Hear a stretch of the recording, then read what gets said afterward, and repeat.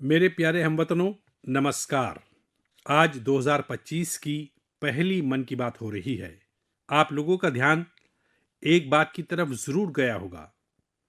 हर बार मन की बात महीने के आखिरी इतवार को होती है, लेकिन इस बार हम एक हफ्ते पहले चौथे इतवार के बजाय तीसरे इतवार को ही मिल रहे हैं, क्योंकि अगले हफ्ते इतवार के दिन ही यौम जमहूरिया है। मैं सभी हमवतनों को यौम जमहूरिया की पेशगी मुबारकबाद देता हूं। साथियों, इस बार का यौम जमहूरिया बहुत खास है। ये भारत की आज़ादी की 75वीं सालगिरह है। इस साल आइन नाफिज होने के 75 साल पूरे हो रहे हैं। मैं आइन साज असेंबली की उन सभी अजीम शख्सियतों को सलाम पेश करता हूं जिन्होंने हमें हमारा मुक़द्दस आइन अता किया। आइन साज असेंबली के दौरान बहुत से मौज़ूआत पर लंबे लंबे तस्करे हुए। वो तस्करे आइन साज असेंबली के अरकान के ख्यालात, उनकी वो आवाज़ हमारा बहुत बड़ा ख़जाना है। आज मन की बात में मेरी कोशिश है कि आपको कुछ अजीम रहनुमाओं की असल आवाज़ सुनाऊं। साथियों, जब आइन साज असेंबली ने अपना काम शुरू किया तो बाबा साहब अम्बेडकर ने बाहमी ताउन के सिलसिले में एक बहुत अहम बात कही थी। उनका एक खिताब अंग्रेजी में है। मैं उसका इक़्तिबास आपको सुनाता हूँ। So far as the ultimate goal is concerned, I think none of us need have any apprehensions. None of us need have any doubt. But my fear, which I must express clearly, is this. Our difficulty, as I said, is not about the ultimate future. Our difficulty is how to make the heterogeneous mess that we have today take a decision in common and march in a cooperative way on that road which is bound to lead us to unity. Our difficulty is not with regard to the ultimate. Our difficulty is with regard to the beginning.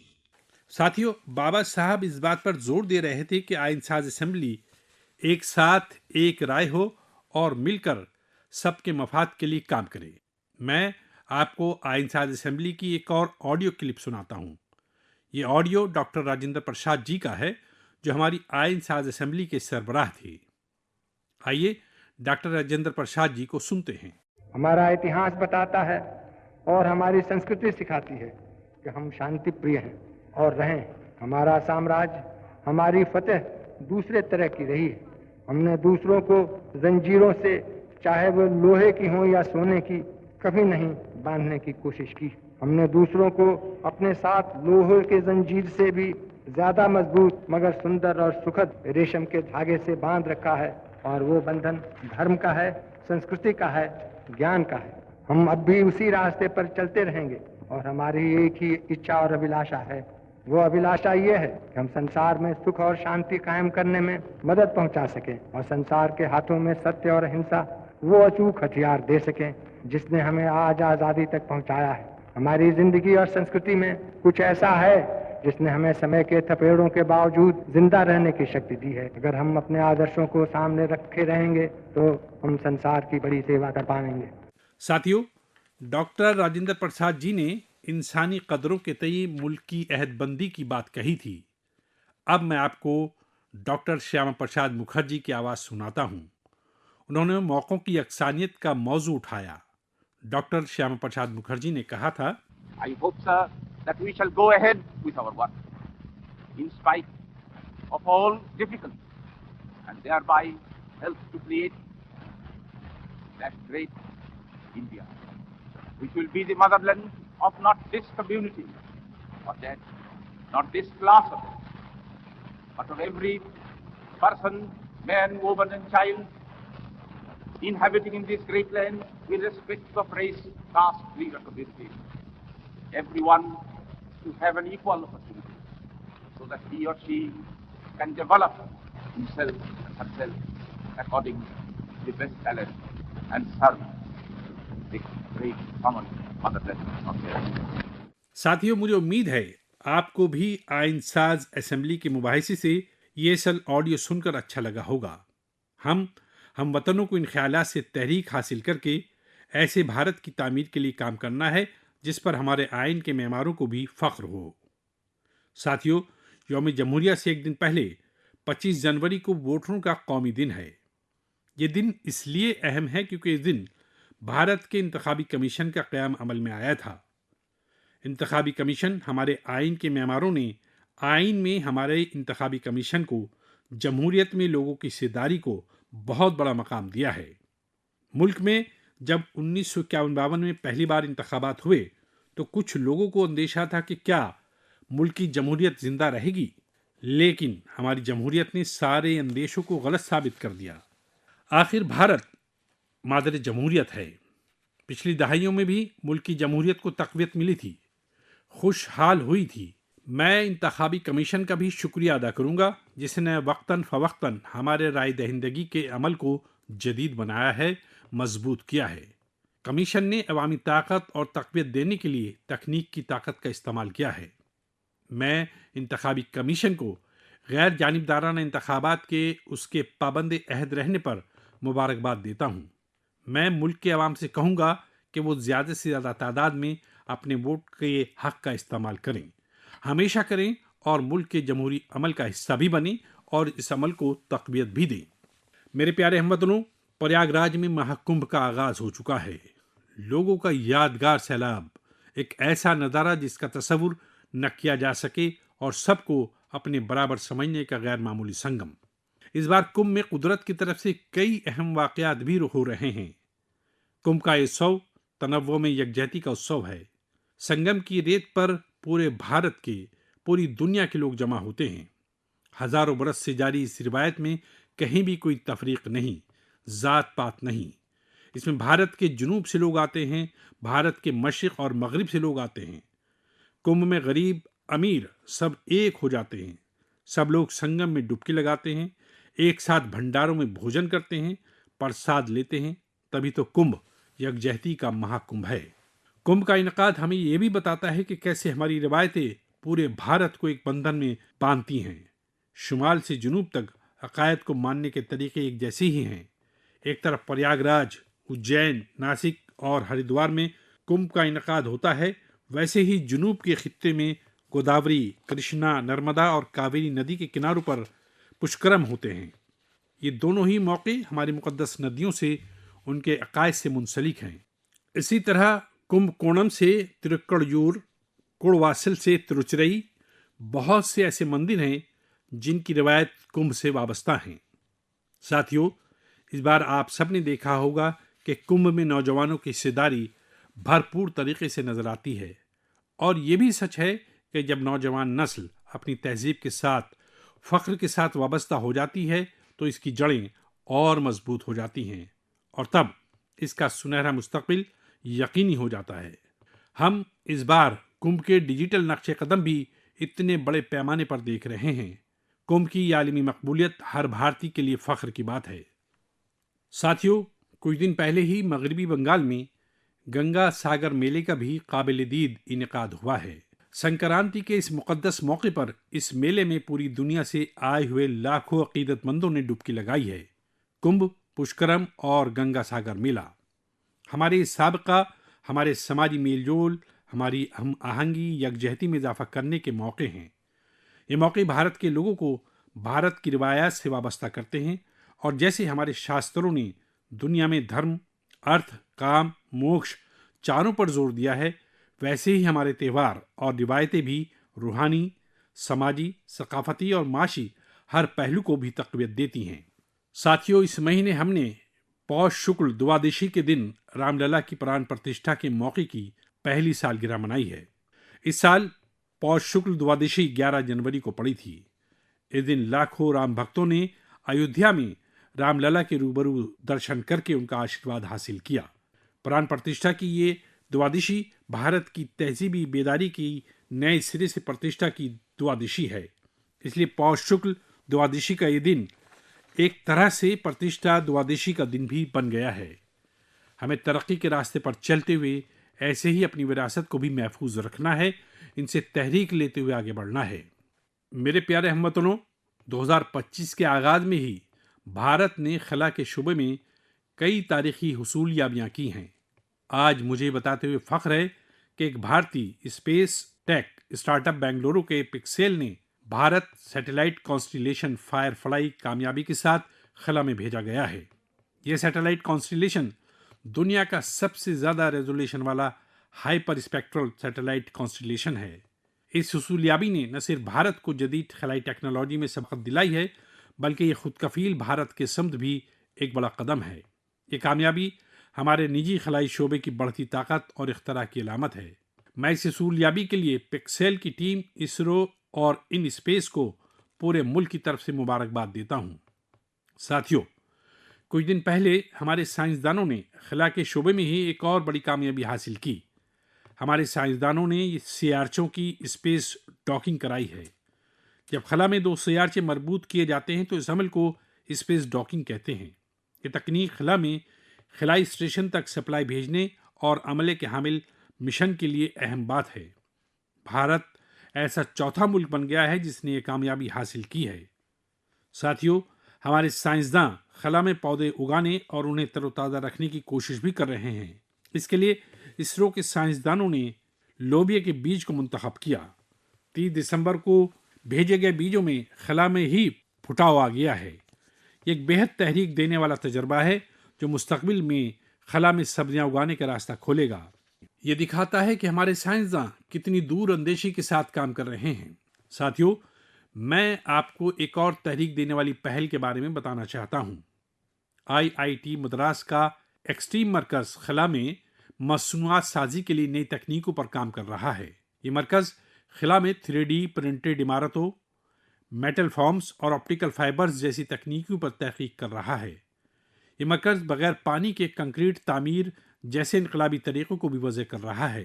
एक्सटेम की ये तहकीक भारत के Gaganyaan mission और मुस्तकबिल के खलाई station को तक़वियत देगी। इससे मसनूआत साजी में जदीद टेक्नोलॉजी के भी रास्ते खुलेंगे।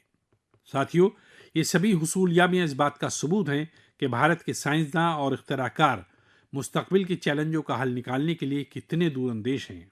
हमारा मुल्क आज खिलाई टेक्नोलॉजी में नए मराहिल तय कर रहा है। मैं हिंदुस्तान के साइंसदानों, इख्तराकारों और सनतकारों को पूरे मुल्क की तरफ से मुबारकबाद देता हूँ। मेरे प्यारे हमवतनों, आपने कई बार इंसानों और जानवरों के दरमियान गज़ब की दोस्ती की तस्वीरें देखी होंगी। आपने जानवरों की वफादारी की कहानियाँ सुनी होंगी। जानवर पालतू हों या जंगल में रहने वाले हों, इंसानों से उनका नाता कई बार हैरान कर देता है। जानवर भले ही बोल नहीं पाते, लेकिन उनके जज्बात को, उनके तासुरात को इंसान खातिर ख्वाह तरीके से भांप लेता है। जानवर भी प्यार की ज़बान को समझते हैं, उसे निभाते भी हैं। मैं आपके सामने आसाम की एक मिसाल पेश करना चाहता हूँ। आसाम में एक जगह है नौगांव। नौगांव हमारे मुल्क की अजीम शख्सियत श्रीमंत शंकर देव जी का मकाम पैदाइश भी है। ये जगह बहुत ही खूबसूरत है। यहाँ हाथियों का भी एक बड़ा ठिकाना है। इस इलाके में कई हादसा देखने में आ रहे थे, जहाँ हाथियों का झुंड फसलों को बर्बाद कर देता था। किसान परेशान रहते थे, जिससे आसपास के करीब 100 गाँव के लोग बहुत परेशान थे। लेकिन गाँव वाले हाथियों की भी मजबूरी समझते थे। उन्हें पता था कि हाथी भूख मिटाने के लिए खेतों का रुख कर रहे हैं, इसलिए गाँव वालों ने इसका हल निकालने के बारे में सोचा। गाँव वालों की एक टीम बनी जिसका नाम था हाथी बंधु। हाथी बंधुओं ने सूझबूझ दिखाते हुए करीब 800 बीघा बंजर जमीन पर एक अनोखी कोशिश की। यहाँ गांव वालों ने आपस में मिलजुल कर नेपियर घास लगाई। इस घास को हाथी बहुत पसंद करते हैं। इसका असर यह हुआ कि हाथियों ने खेतों की तरफ जाना कम कर दिया। ये हजारों गांव वालों के लिए राहत की बात है। उनकी कोशिश हाथियों को भी बहुत भाई है। साथियों, हमारी तहजीब और विरासत हमें आसपास के मवेशियों और परिंदों के साथ प्यार से रहना सिखाती है। यह हम सभी के लिए बहुत खुशी की बात है कि पिछले 2 महीने में हमारे मुल्क में शेरों की 2 नई पनाहगाहें कायम हुई हैं। इनमें से एक है छत्तीसगढ़ में गुरु घासीदास तैमूर पिंगला टाइगर रिजर्व और दूसरी है मध्य प्रदेश में रातापानी टाइगर रिजर्व। मेरे प्यारे हमवतनों, स्वामी विवेकानंद जी ने कहा था, जिस शख्स में अपने ख्याल के सिलसिले में जुनून होता है वही अपने मकसद को हासिल कर पाता है। किसी ख्याल को कामयाब बनाने के लिए हमारा जुनून और ख़ुद को वक्फ कर देना सबसे ज़रूरी है। पूरी तरह खुद को वक्फ कर देना और जोश और जज्बे के जरिए इख्तरा, तख्लीकियत और कामयाबी का रास्ता यकीनी तौर पर खुलता है। कुछ दिन पहले ही स्वामी विवेकानंद जी के यौम पैदाइश पर मुझे विकसित भारत से मुतालिक नौजवान रहनुमाओं के मुज़ाकरात का हिस्सा बनने का मौका मिला। यहाँ मैंने मुल्क के कोने कोने से आए हुए नौजवान साथियों के साथ अपना पूरा दिन गुजारा। नौजवानों ने स्टार्टअप, सकाफत, ख़वातीन, नौजवानों और बुनियादी ढांचे जैसे कई शोबों के सिलसिले में अपने ख्यालात का इजहार किया। ये प्रोग्राम मेरे लिए बहुत यादगार रहा। साथियों, कुछ दिन पहले ही स्टार्टअप इंडिया के 9 साल पूरे हुए हैं। हमारे मुल्क में जितने स्टार्टअप्स 9 साल में बने हैं, उनमें ये आधे से ज़्यादा दोयम दर्जे और तीसरे दर्जे के शहरों से है। और जब ये सुनते हैं तो हर भारतीय का दिल खुश हो जाता है। यानी हमारा स्टार्टअप कल्चर बड़े शहरों तक ही महदूद नहीं है। और आपको ये जानकर हैरानी होगी कि छोटे शहरों के स्टार्टअप्स की आधे से ज़्यादा की क़यादत हमारी बेटियां कर रही हैं। जब ये सुनने को मिलता है कि अम्बाला, हिसार, कांगड़ा, चेंगलपट्टू, बिलासपुर, ग्वालियर और वाशिम जैसे शहर स्टार्टअप्स के मरकज़ बन रहे हैं तो दिल खुशी से भर जाता है। नागालैंड जैसी रियासत में पिछले साल स्टार्टअप्स के रजिस्ट्रेशन में 200% से ज़्यादा का इजाफा हुआ है। कचरे के बंदोबस्त, नाकाबिले तजदीद तवानाई, बायोटेक्नोलॉजी और लॉजिस्टिक जैसे शोबे हैं जिनसे वाबस्ता स्टार्टअप्स सबसे ज़्यादा देखे जा रहे हैं। ये रिवायती शोबे नहीं हैं, लेकिन हमारे नौजवान साथी भी तो रिवायत से आगे की सोच रखते हैं, इसलिए उन्हें कामयाबी भी मिल रही है। साथियों, 10 साल पहले जब कोई स्टार्टअप्स के मैदान में जाने की बात करता था तो उसे तरह तरह के ताने सुनने को मिलते थे। कोई ये पूछता था कि आखिर स्टार्टअप क्या होता है, तो कोई कहता था कि इससे कुछ होने वाला नहीं है। लेकिन अब देखिए, एक दहाई में कितनी बड़ी तब्दीली आ गई है। आप भी भारत में पैदा होने वाले मौक़ों का भरपूर फ़ायदा उठाएं। अगर आप खुद पर यकीन रखेंगे तो आपके ख्वाबों को भी नई उड़ान मिलेगी। मेरे प्यारे हमवतनों, नेक नीयत से बेलौस जज्बे के साथ किए गए कामों का जिक्र दूर से दूर पहुंच ही जाता है। और हमारा मन की बात तो बहुत बड़ा प्लेटफॉर्म है। हमारे तंजीम मुल्क में दूर दराज भी अगर कोई अच्छा काम कर रहा होता है, फ़र्ज के जज्बे को सबसे ऊपर रखता है, तो इसकी कोशिशों को सामने लाने का ये बेहतरीन मकाम है। अरुणाचल प्रदेश में दीपक नाबाम जी ने खिदमत की अनोखी मिसाल पेश की है। दीपक जी यहाँ लिविंग होम चलाते हैं, जहाँ दिमागी तौर से बीमार, जिस्म से मजबूर लोगों और बुजुर्गों की खिदमत की जाती है। यहाँ पर नशीले मादों की लत के शिकार लोगों की देखभाल भी की जाती है।